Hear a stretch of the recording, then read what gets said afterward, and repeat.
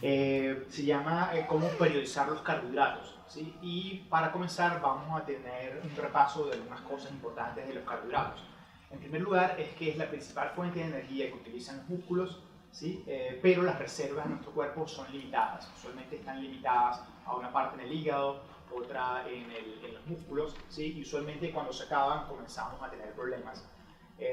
Si consumimos carbohidratos durante el ejercicio, a lo que vamos a ver en otro tema más adelante, pues nos ayuda a oxidar esos carbohidratos y ahorrar los carbohidratos que llevamos en el hígado, de manera que eso nos permite prolongar el rendimiento.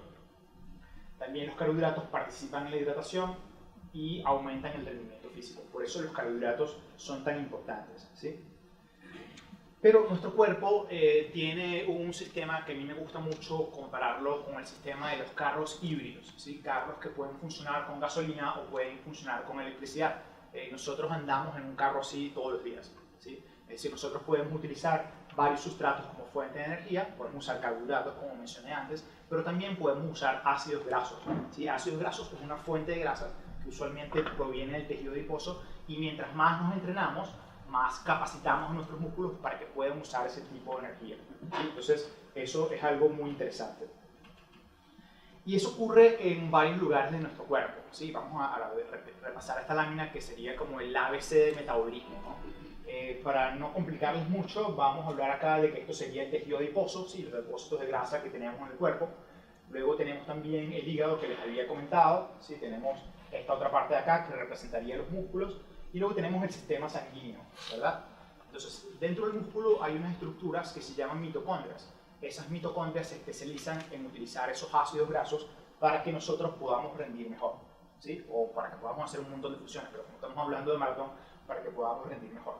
Entonces, podemos meter energía en el músculo que venga desde el hígado, ¿sí? Se pasa a través del torrente sanguíneo hasta el músculo o puede venir del tejido adiposo para llegar nuevamente hasta el músculo, ¿sí? Entonces podemos usar diferentes fuentes de energía que tenemos almacenados en diferentes lugares, ¿de acuerdo? Entonces, cuando nosotros entrenamos con muy pocos carbohidratos en el músculo e incluso poco carbohidrato en el hígado, pasan unos fenómenos que no son tan deseables. Esos fenómenos es que si hacemos un entrenamiento muy fuerte, esa calidad del entrenamiento va a bajar si no tenemos suficientes carbohidratos. Además de eso, se reduce la función inmune, también se reduce la oxidación de carbohidratos cuando estamos consumiendo carbohidratos externos y eso dificulta la recuperación, ¿verdad? Entonces, esto es lo que ocurre si entrenáramos con pocos carbohidratos. Pero hay algo muy interesante que pasa cuando no consumimos carbohidratos y además entrenamos en ayunas, ¿sí? Y eso es lo que vamos a ver en esta lámina. Entonces, hay dos procesos que están relacionados con el uso de grasas que se llaman lipólisis, que no es otra cosa que la fractura de los ácidos grasos, de los triglicéridos para tener ácidos grasos, y cuánta grasa se oxida en las mitocondrias, ¿verdad? Entonces tenemos dos escenarios, un escenario que sería en ayuno y un escenario cuando consumimos, por ejemplo, Gatorade, una bebida que tenga glucosa, ¿verdad? Entonces cuando se mide la oxidación de grasa, fíjense que en ayunos tanto la lipólisis como la oxidación de grasa es mucho más alta que cuando consumimos una bebida con carbohidratos, ¿okay? Entonces es un fenómeno muy interesante que ha dado pie a varios estudios para ver cómo se le puede sacar provecho a eso, ¿sí? Entonces, algunos de esos estudios fueron publicados entre el año 2001 y 2002, eran básicamente estudios observando qué pasaba en la mitocondria, ¿sí? Una cosa es lo que pasa en los tejidos en el laboratorio y otra cosa es la que pasa en la carrera, que es justo a lo que nosotros queremos llegar, ¿verdad? Pero fueron como los pasos iniciales de ver cuál era la respuesta de entrenar con poco glucógeno. Entonces, la respuesta es que si tenemos suficiente glucógeno, se producen algunas adaptaciones en esas mitocondrias, pero si tenemos poco glucógeno y entrenamos, o pocos carbohidratos y entrenamos, esas adaptaciones en las mitocondrias son más marcadas y eso hace que el músculo sea más eficiente utilizando grasas, ¿de acuerdo? Entonces, tenemos estos efectos, digamos, malos de no entrenar con suficientes carbohidratos, pero por otro lado tenemos estos efectos buenos de no entrenar con suficientes carbohidratos. Eso es que se oxidan más grasas, se catabolizan más las grasas, el músculo tiene más mitocondrias y tiene más enzimas para utilizar grasas, y además de eso puede utilizar más unos triglicéridos que están dentro del músculo ahorrado, ¿sí? Entonces la idea es, bueno, ¿cómo echamos mano de esta ventaja metabólica sin que nos afecte el rendimiento físico? ¿Sí? O sea, ¿cómo hacer para tener ese beneficio? Y ahora les hago esta pregunta a ustedes. ¿Todos los días entrenan igual? Hay unos días que entrenan más intenso, hay unos días que entrenan más largo, ¿verdad? Entonces, de la misma manera, la idea de este concepto de periodizar es tratar de ajustar la comida a cada uno de los entrenamientos para sacar el máximo beneficio. Como les digo, es un concepto relativamente nuevo, pero es un concepto que está dando mucho de qué hablar y se los quise presentar hoy para que pensemos un poquito en esto, ¿no? Entonces, ¿qué pasaría si manipulamos la disponibilidad de carbohidratos? Lo que comentaba antes, de repente si tengo un entrenamiento suave, que sé que puedo realizar fácilmente, de repente ese día no consumir nada de carbohidratos o salir a entrenar en ayunas para producir todas esas adaptaciones, pero cuando tengo un entrenamiento largo o cuando tengo un entrenamiento de intervalos que sé que es de más alta intensidad, entonces ese día sí desayuno, por ejemplo, una rebanada de pan con mermelada, es decir, voy a tener gasolina para un entrenamiento específico, ¿sí? Esto es más o menos el concepto que se maneja para este término que se llama train low y compete high, es decir, entrenar, hacer entrenamientos fáciles o hacer entrenamientos relativamente sencillos de cumplir con poca reserva de carbohidratos, y competir high es que cuando tenga entrenamientos de alta intensidad o de muy larga duración, entonces en ese momento tener carbohidratos disponibles, ¿okay? O dicho de otra manera, puedes entrenar al cuerpo para usar ácidos grasos, pero a la vez para poder usar glucosa cuando la necesite, ¿okay? Entonces eso es lo que llamamos periodización. Entonces bien, la única forma de poder esclarecer todo esto es haciendo estudios e investigaciones, ¿okay? Es una de las maneras en que podemos descubrir cómo funciona el cuerpo y cómo se afecta el rendimiento. El punto es que no es tan fácil descubrirlo, y ya luego les voy a comentar en detalle un estudio que se hizo donde se controlaron un montón de variables y van a ver qué complejo es, ¿sí? Pero al final nos vamos a llevar unas ideas de cómo nosotros podríamos aplicarlo en el entrenamiento. Entonces, hay un estudio muy simpático que hicieron con unos señores entrenando en un equipo como este, donde hacían repeticiones de movimiento con las piernas, e hicieron un protocolo para que el segundo entrenamiento en una de las piernas fuera sin recuperar glucógeno, es decir, sin comer. Es decir, hicieron un entrenamiento con las dos piernas y el segundo entrenamiento lo hicieron en una condición donde no habían comido nada y volvían a entrenar una de las piernas. Entonces lo que encontraron es que aumentaban las enzimas de metabolismo de grasa y esa pierna mejoró el rendimiento, ¿sí? Pero en la otra pierna que se entrenó en la segunda oportunidad sin que hubiera comido nada la persona que estaba haciendo el estudio, pues encontraron que el tiempo hasta el agotamiento aumentó en un 65%, ¿sí? Entonces dijeron, oye, aquí está pasando algo, ¿no? Ese fue el primer estudio, que es algo muy interesante. Luego nos vamos a saltar varios estudios. Hay otro publicado entre el año 2008 y 2010, donde hicieron protocolos de entrenamiento con pocos carbohidratos y altos carbohidratos, o suficientes carbohidratos, y no encontraron mejoría en el rendimiento. Luego otro publicado en el 2015, y este último publicado el año pasado, que es el que les voy a comentar de ahora en adelante. Entonces, en este último estudio hicieron, como vamos a ver ahora, una dosificación muy minuciosa de la cantidad de carbohidratos que consumían, y eso lo combinaban con el entrenamiento, ¿sí? De manera de obtener algo muy interesante. En este caso fue un grupo de 21 triatletas que estuvieron expuestos a esto durante 6 semanas, 3 semanas de control y 3 semanas de experimentación, y tenían dos grupos. HH es lo que tenía, el grupo que tenía siempre carbohidratos disponibles, y HL eran los que les quitaban los carbohidratos en algunas condiciones que les voy a comentar.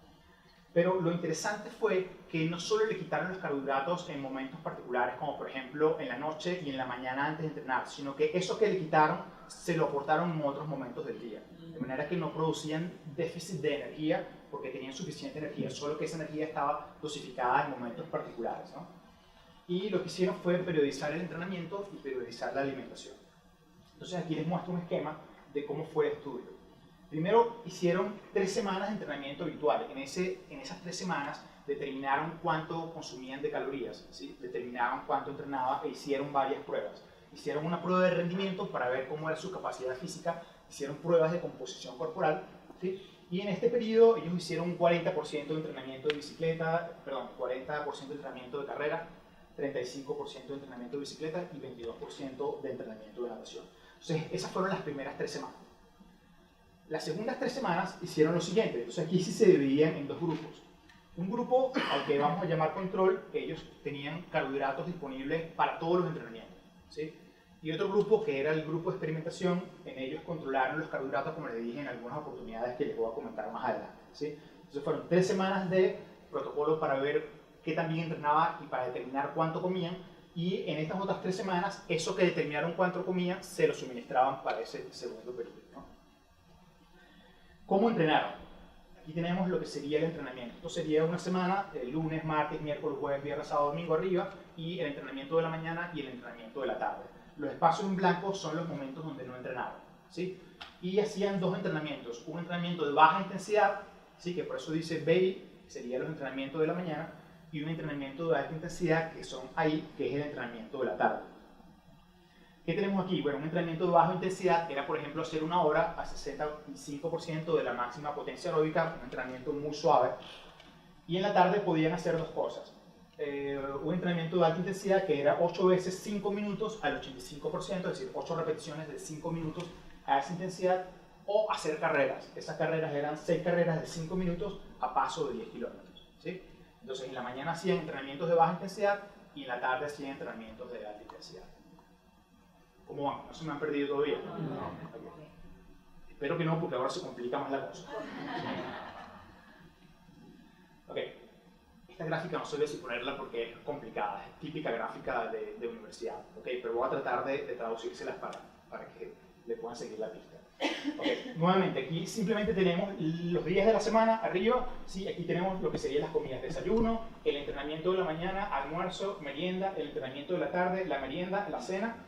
Y luego consumían esto BP, que es una bebida de proteínas. Básicamente lo que hicieron fue distribuir los gramos de carbohidratos por kilogramo de peso en cada uno de los momentos del día, ¿sí? Y alrededor de los entrenamientos de baja intensidad y el entrenamiento de alta intensidad.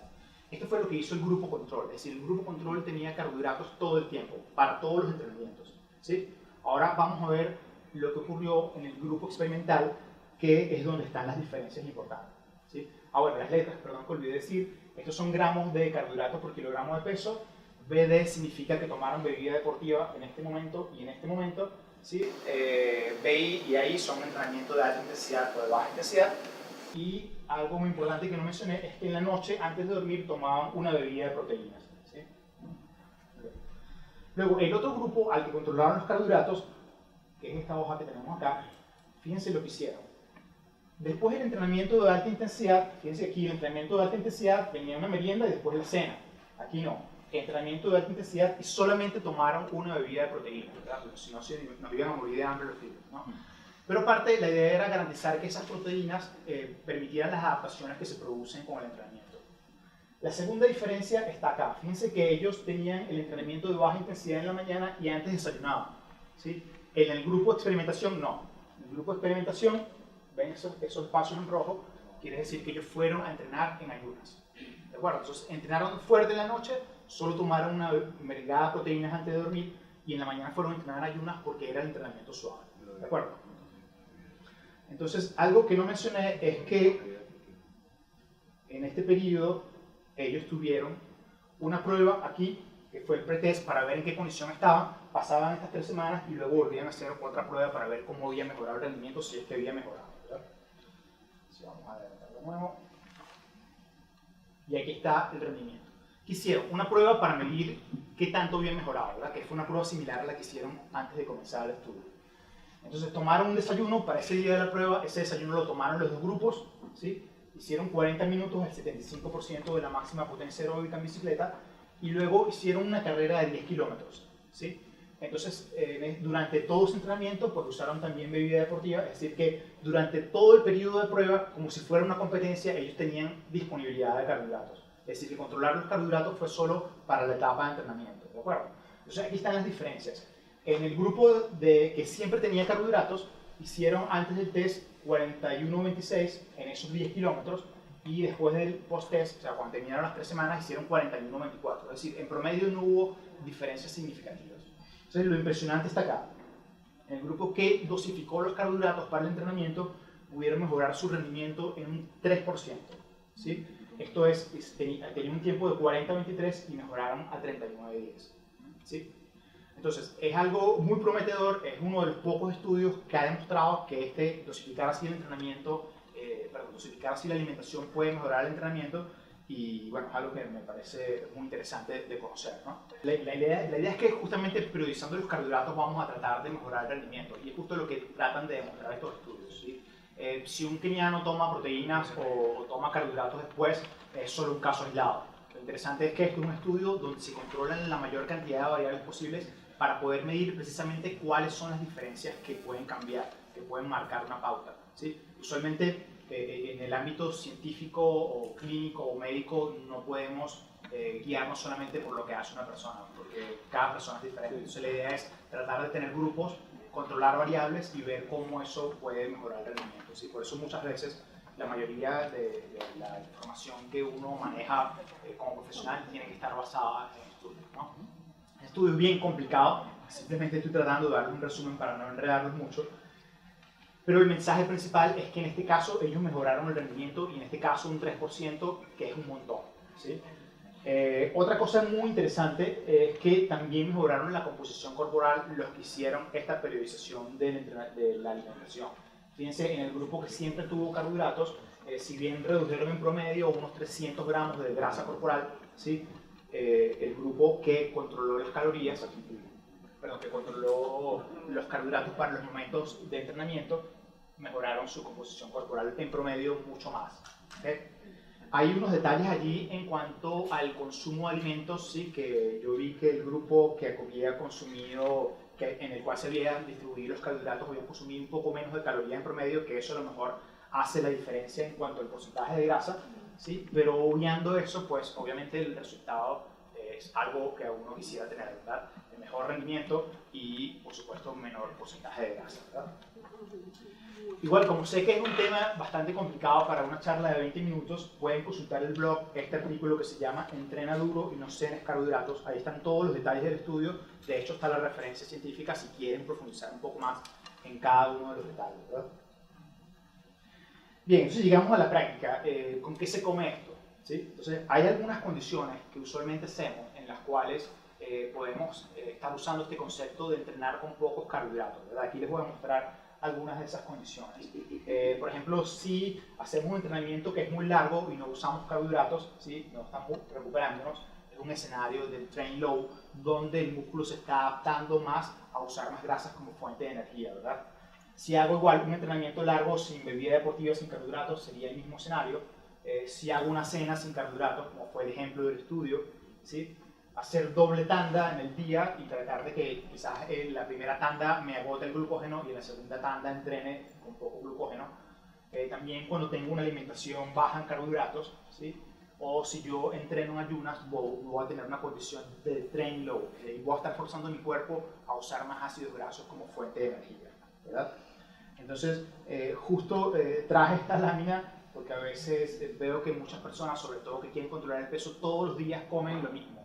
Todos los días comen una rebanada de pan con mermelada, cuando de repente si adaptamos el entrenamiento o la comida a lo que va a entrenar, pues podemos tener un mejor efecto, ¿verdad? Y guardar este combustible de alto octanaje para los trabajos más fuertes o para cuando tenemos un evento de larga duración o largo, ¿verdad?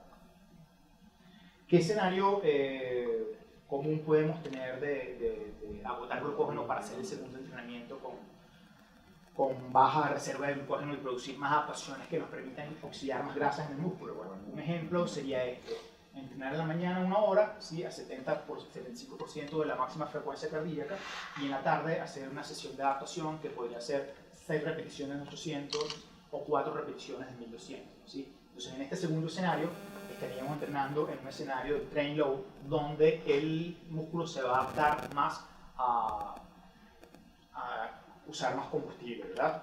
Obviamente esto sería un trabajo donde no importan tanto los parciales, sería un trabajo de relativamente alta intensidad, pero no estamos buscando hoy tiempos, ¿sí? Y otro ejemplo muy interesante de esto es de un doctor que usualmente nunca pronuncio su nombre en público porque me da pena, es muy complicado, ¿sí?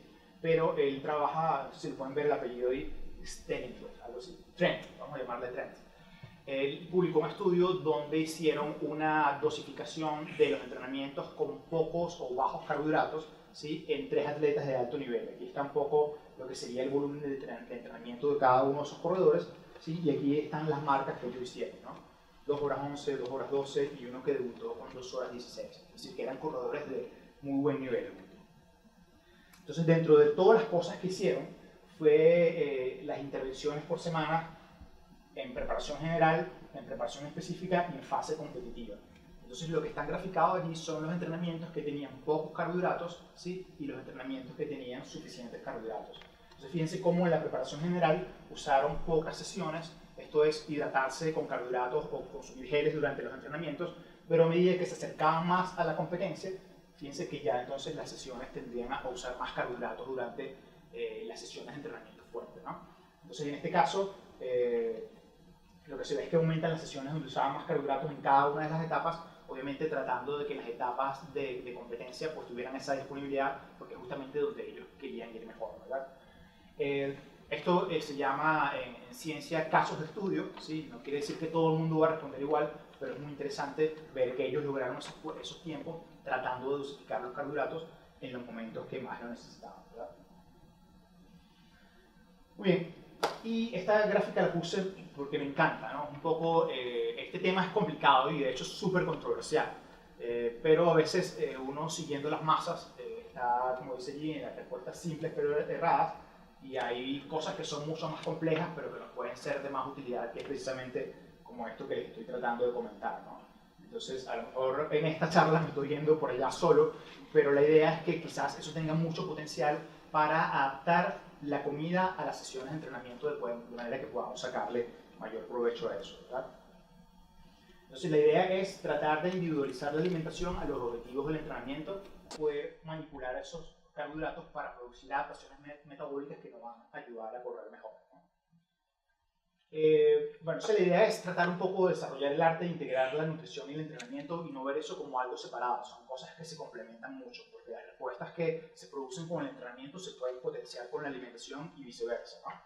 Y sin duda es un campo fascinante, como les comenté, hay muy pocos estudios sobre esto y obviamente estamos esperando más para poder hacer más recomendaciones a ustedes, ¿no? Y bueno, para cerrar esta parte les voy a dejar con otra frase, en este caso de Paul Tergat, sencillo, corrió, facilito dice, corrió 2 horas 4:55 y fue el récord del mundo mucho tiempo.